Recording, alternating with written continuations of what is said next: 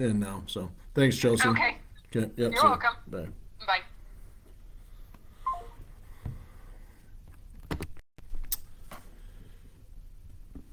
Hey, everybody. Sorry, a minute late. There's a little bit of technical difficulties, or you've been listening to everything I've been saying for the last 2 minutes. Maybe it looks like.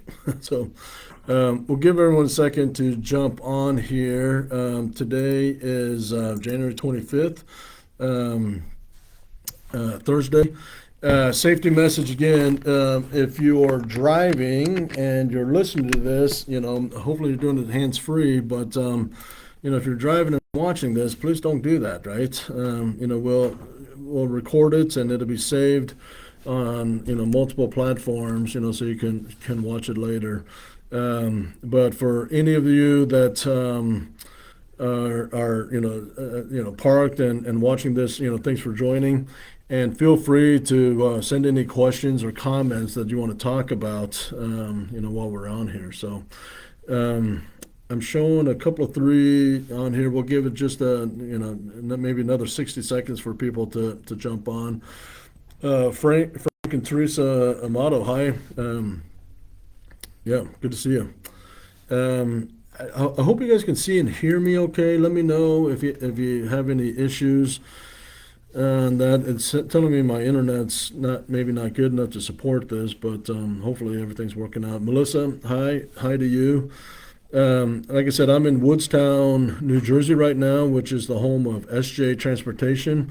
Most of you should by now know what SJ is. SJ is a tanker company based out of New Jersey here that Roadmaster Group purchased. I don't know what 2 years ago now. Marine Pool, sorry, is actually sitting here eating our lunch. There. So but you'll get a chance to meet Maureen if you haven't. She's has transitioned from Woodstown SJ to Roadmaster Group Tri-State in general over our risk management division. So she'll be overseeing work comp and some of our auto liability stuff, accidents. Working with safety on some of our best practices, and so forth. So anyway. Amber, thanks for clarifying. Loud and clear, Frank. Thanks. Okay, we'll kind of get rolling here. Let me pull up my agenda. First, congratulations to Amanda Butler, our driver of the year for 2023. Okay. We had, and for those, some of you often say, you didn't even know that we had a driver of the year, competition. ATCO drivers, owner operators, company drivers, our tri-state drivers are all solo and team are all eligible, for this. It's not a competition per se. I mean, Maureen and I were just having conversations what competition means and different forms of competition. Everyone's eligible. Okay. Now, each quarter there is an assessment done regarding literacy events, service failures, production, all of those kind of things are considered. And we end up with a pool of drivers that are qualified to be driver of the quarter. And from there, HR helps us. We do a random drawing of 5 drivers to be driver of the quarter. And so then we do that, of course, 4 quarters, the year. And so at the end of the year, we essentially have 20 drivers, that were driver of the quarter. And just because you're a driver of the quarter doesn't mean that you weren't qualified. I mean, it's like I said, we have many drivers, fortunately, that are qualified. So it does turn into a random drawing, there. So that's why I said it's not a pure competition, per se. And then that pool of 20 drivers is where we, derive the eligibility for our driver of the year. And for 2023, it's Amanda. Amanda and her husband, Joseph, are owner operators with Tri-State and have been, for several years now. Yeah, we're congratulate her. She's on the flatbed fleets, with John Jones as their driver manager. And they will receive basically a trip for two anywhere in the continental U.S. I don't care if it's Hawaii, even, type of thing. We'll cover flights, 3 nights, hotel, a couple of dinners, an activity, a show or something like that. There is kind of an amount, there, but basically we just want you guys to have a dream trip somewhere, we'll send Amanda and her husband Joseph on. So congratulations to Amanda, there. Richard Worley, hi. Holly Edwards, hi. There. Okay, moving on. Sorry, Facebook just keeps popping up these random messages, here. I want to talk about. Well, actually, I'm gonna jump around here. Listen, there is going to be a driver pay increase happening that will happen in the coming months. Okay, we're still trying to figure out the structure of it. 2023 is really weird. 2022 was a great year for trucking. 2023 is not such a great year for trucking, and all of our drivers, whether 2023. Better than most of the industry. I'm proud to say that we paid, very, very well. We had many, drivers over 100,000, a year, 6 figures, that kind of stuff. What's interesting is, for most fleets, their pay plan may not change, right? Their cents per mile stays the same and everything.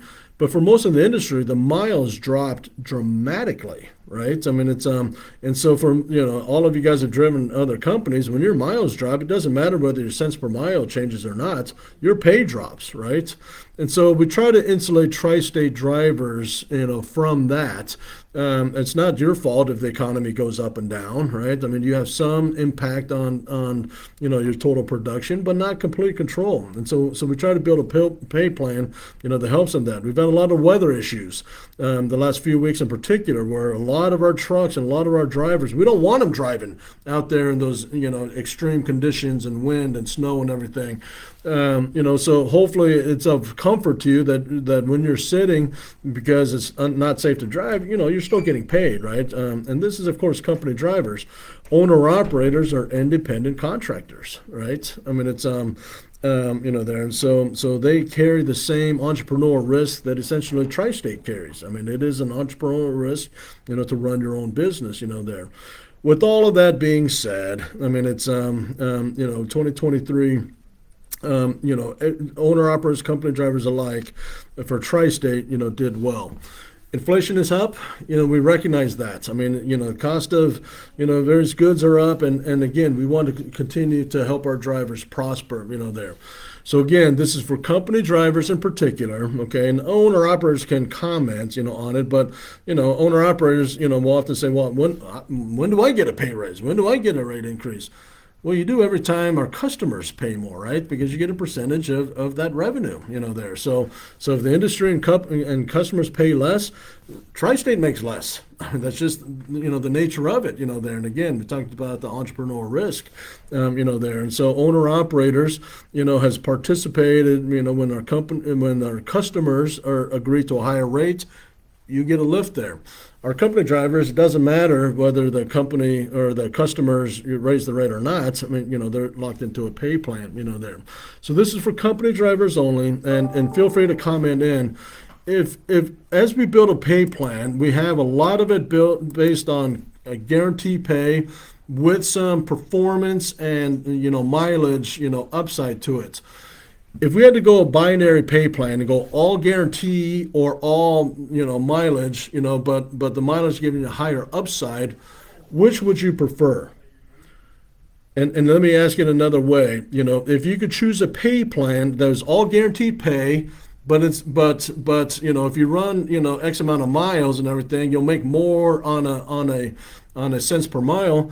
Which would you prefer? Would you take the lower guarantee, type of thing, or would you rather have the ability to have bigger upside based on your personal production?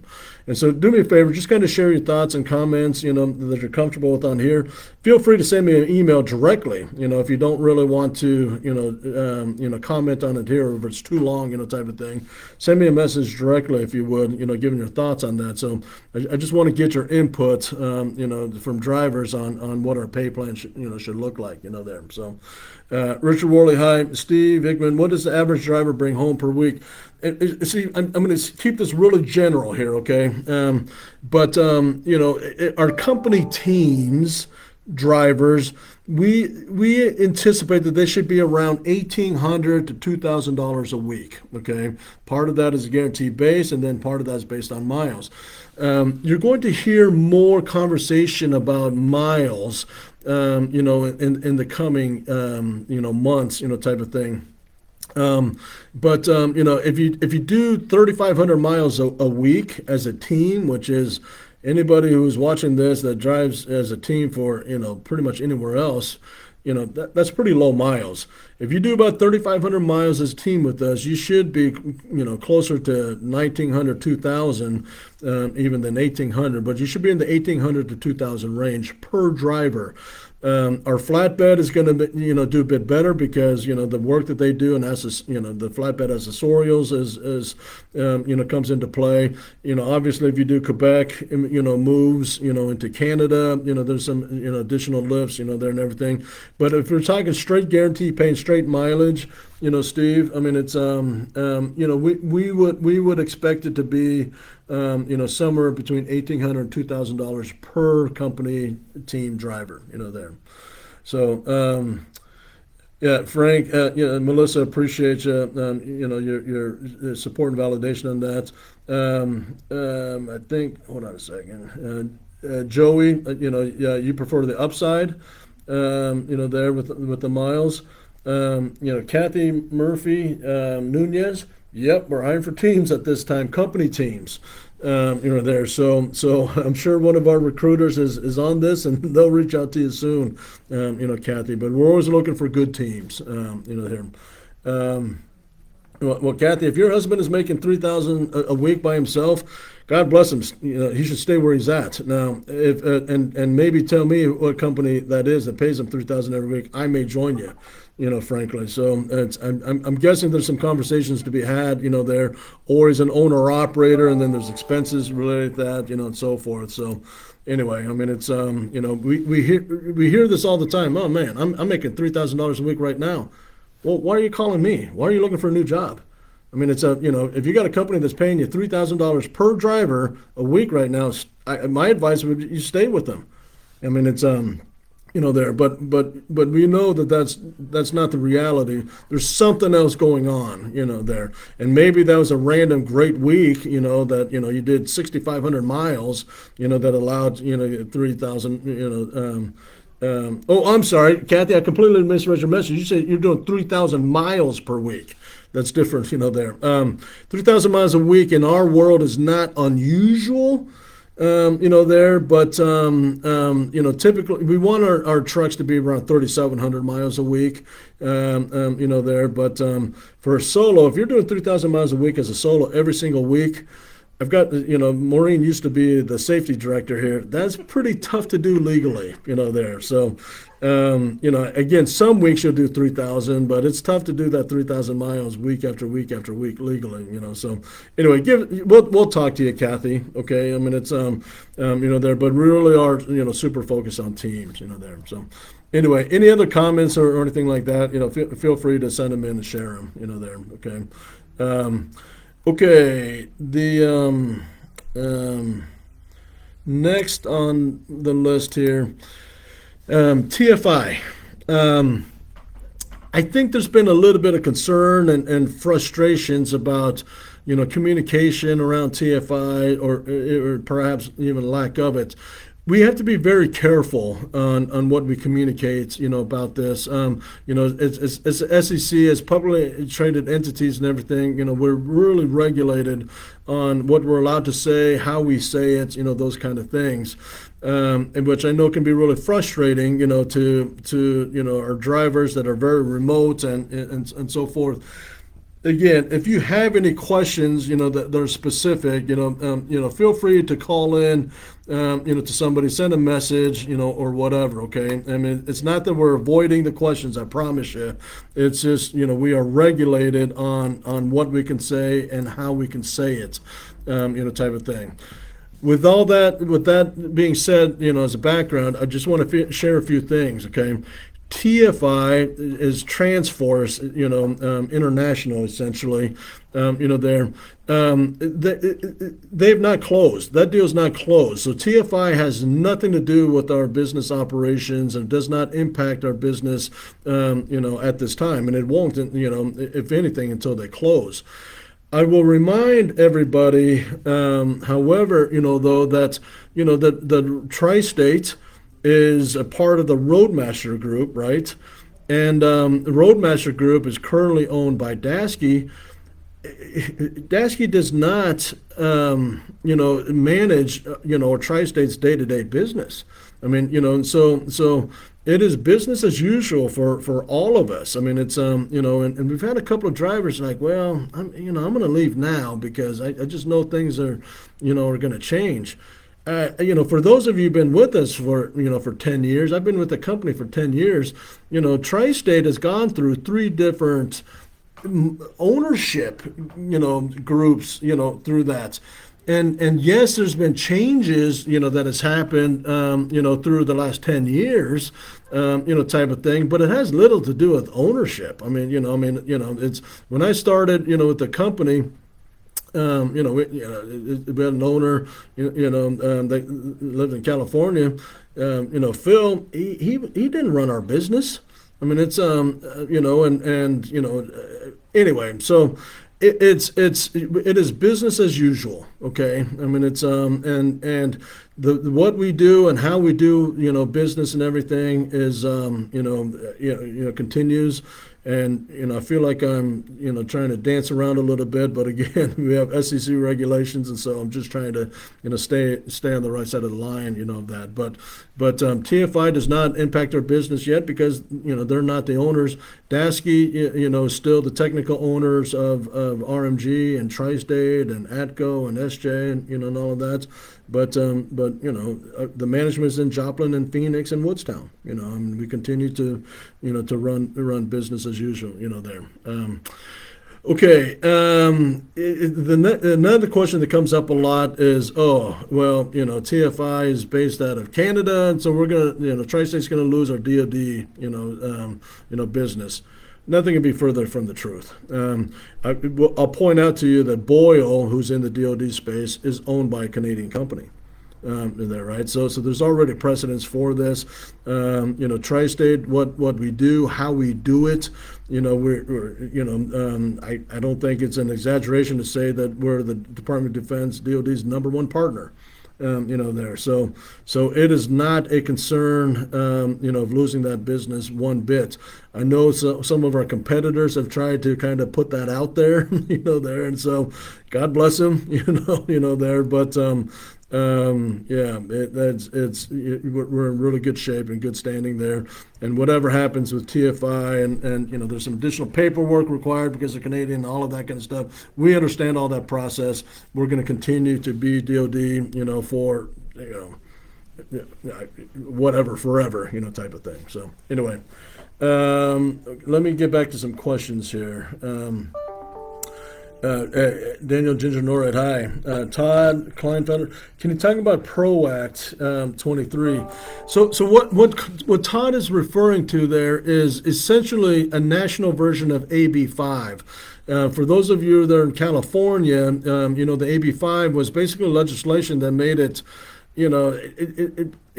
practically impossible to have independent contractors, owner-operators based out of California. And most companies, national companies, made adjustments to their business where they no longer had California-based, owner operator trucks, there, and including Roadmaster Group and Tri-State, there. Um, the PRO Act is a federal version of California's AB5. And let me point out there's multiple states that are looking at their state versions of AB5. Are we worried about it? Are we concerned about it? Yeah, we're keeping an eye on it, but right now California is the only state that really has that. The PRO Act, part of that is a federal version. The language has a federal version, of similar to AB5. It actually passed the House of Representatives in 2023. You know what? Actually, it might be years are blending together. It may have actually passed the House of Representatives in 2022. However, it never passed the Senate. I mean, and so it is not law, but there does appear, and I don't want to get too political on this, but it does appear that there is a incentive or some motivation on the federal level to potentially have a federal version of AB5, whether it's the Jones Act or the PRO Act. It's some of the language blends in there.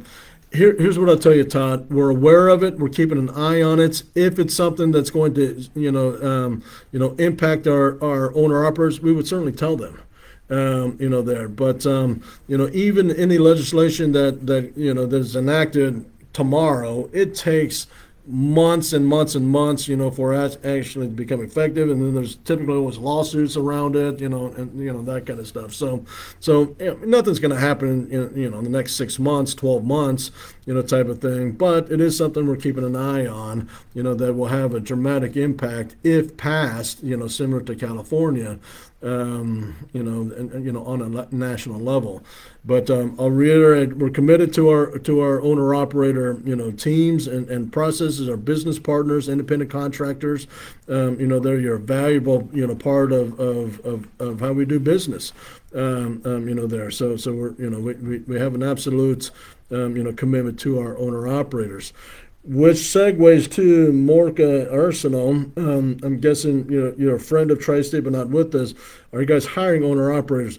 We're not currently right now, and it's because of the state of freight, out there, right? I mean, it's freight was booming, and we weren't able to meet our customer obligations because we just don't have enough company trucks and existing owner operators. We'd be bringing in owner operators, right? However, freight's, we're doing fine. But freight over on the trucking industry is down. We have a lot of competitors trying to push their assets into our space, which is has waste and DOD and that kind of stuff. So to protect our current business partners, our current owner operator partners, we do still have a freeze on bringing in new owner operators. Again, guys, we know our numbers. We don't do things. We don't do things without thoughts and strategy. I mean, why would we just stop bringing in owner operators? Frankly, it's to protect our existing owner operators. So thank you for that question. Susan Moore, hello. Hoping freight doesn't drop off, kind of slow per the dispatcher, and that's just the reality of where it is right now. I mean, it's there. I mean, it's now it's seasonal, right? I mean, trucking is often seasonal. We're because of weather and all of that kind of stuff. January is typically always slow. One of the things we're being impacted now is not only are you guys often not able to roll down the road, but a lot of customer facilities are shutting down because of weather, right? I mean, their employees can't get in, their supply chain is being, halted, so factories are slowing down. So it's not always economy driven. Sometimes it's just weather, related, there. So January is going to be off. Because there's been a lot of extreme weather, situations. But, again, when will the economy pick up to be back to 2022? We don't know. We don't have a crystal ball on that. We're fairly optimistic towards the end of the year, type of thing. But the first couple of quarters of 2024 might still be a slog, Susan, there. But again, 2023, we weathered and managed it very, very well. And we don't have any real concerns going into 2024. We just need to, again, moderate, what kind of, capacity we're bringing in, and what kind of freight, is out there and so forth. So, Richard, you're watching from Key West. Lucky you. I mean, it's a, it's a good place to be right now.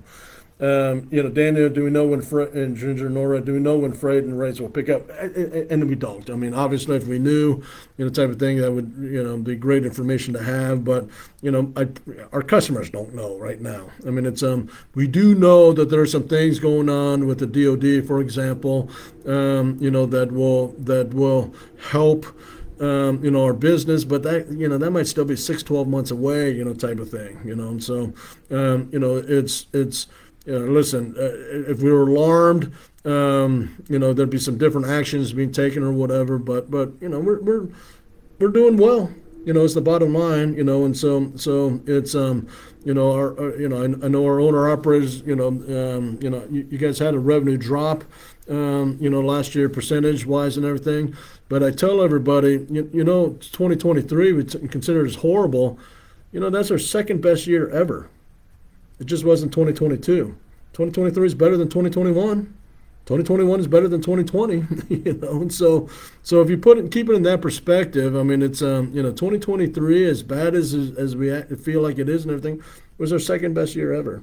So anyway, so just kind of keep that in perspective. There. Okay. Moving on,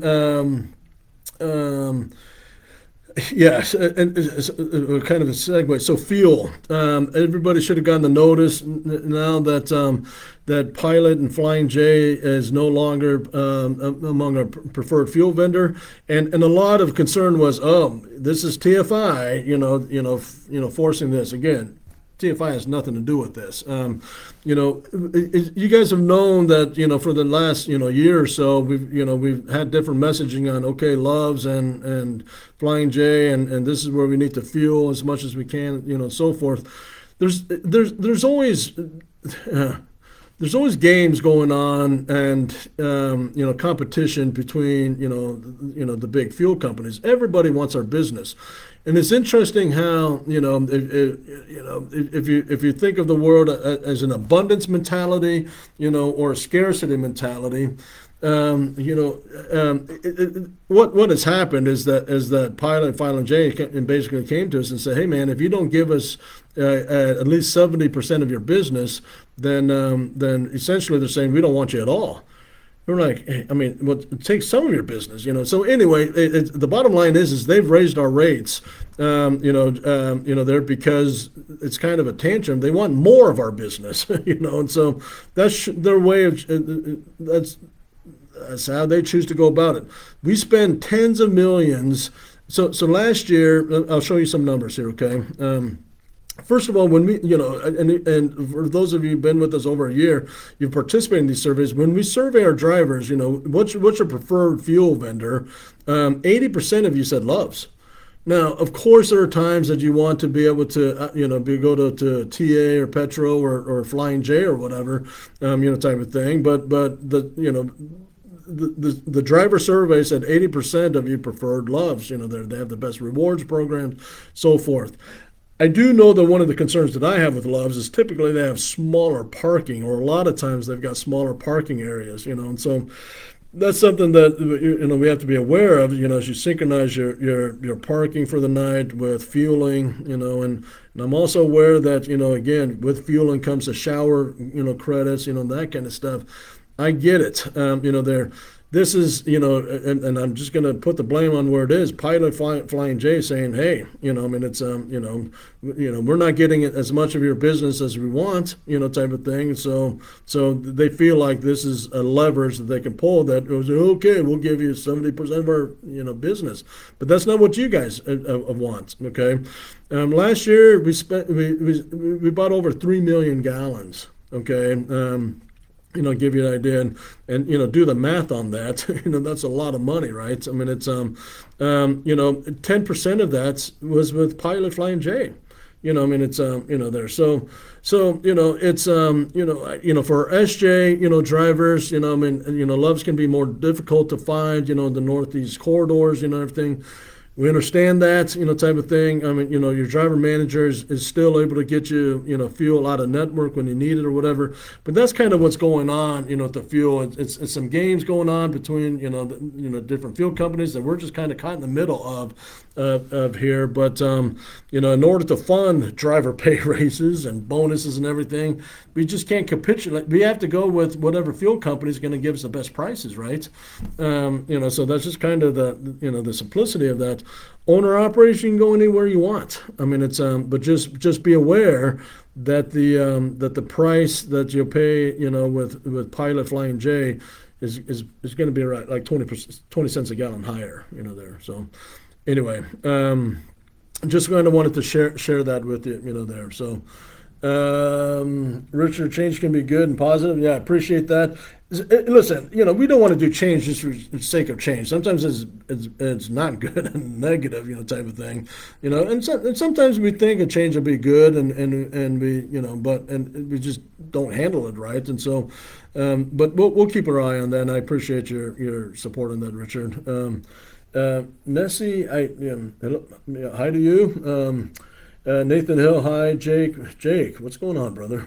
So Jake, just to let you know, he's our unit leader, works with Dana Garcia and Stern with all the driver managers, but he's taking the additional responsibility right now, is working with Andrew Fisher, Andrew is our director of tanker operations within Tri-States, and they're building, helping to build our Tri-State tanker operations out there. And so Jake is building that process right now with Andrew. So appreciate your work, Jake. David Stevenson, loves is better. If loves isn't better, love is better. We know that. So, Daniel, Ginger, Norad, Canada's Flying Jane, Petra Pass only. Can we still feel? Yes, you can still feel. You'll just have to get with your driver manager to have them open up that, exception for you there. So, anyway, that's all that I've got, for everybody. Appreciate all of you. Again, it's. What I really appreciate is, with all the weather issues and the tough conditions out there, our professional drivers have shown their mettle. I mean, it's I've done a lot of driving, a couple of thousand miles, through the Northeast. I see trucks and cars, off the side of the road. Tri-State drivers have done great through this, and I don't want to jinx anything, knock on wood, but I just want to give you kudos. I mean, it's it's been so bitter cold out there that we had a team rolling down Wyoming, 68 miles per hour, 65 miles per hour, and minus 30 something degrees, and the engine just froze up, So listen, I mean, you guys are doing tough work in tough conditions, and doing it safely, and I really applaud you for that, and appreciate the effort and the work that each of you guys are doing. So, anyway, Landon McAlpin, hi, to you, Jamar. When are high owners? I can't speculate on that, Jamar. I mean, maybe Q3 would be my best guess, type of thing. It really is just kind of customer and economy driven, on that. So yeah, I'm sorry I can't give you better, more concise answer than that. But we have great metrics, we have great analytics, we have great dashboards that help us manage and keep above all of those kind of things. If it's hopefully it's sooner, hopefully freight just starts flying around everywhere and again, and we can open it up next month, type of thing. But we just don't know is the answer. There, Bob Pinson, yo, Bob Pinson, there. All right, everybody, appreciate you. Be safe, please. Have a great weekend and great start to 24. Thanks, everybody. Bye.